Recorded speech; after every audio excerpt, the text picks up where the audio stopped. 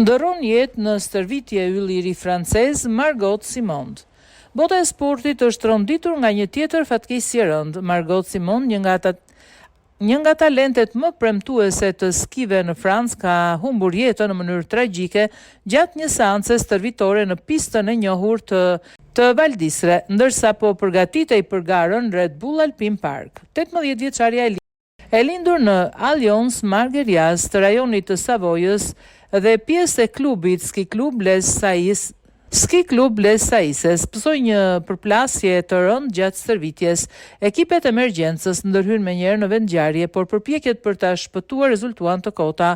Simond kishte spikatur si kampione kombëtare në kategorinë U18 dhe këtë vit kishte debutuar në Kupën e Europës, duke përfaqësuar Francën edhe në kampionatin botëror për të rinj në Tarvisio. Vdekja e saj përfaqëson një humbje të madhe për sportin francez dhe për komunitetin ndërkombëtar të skive që janë në zi.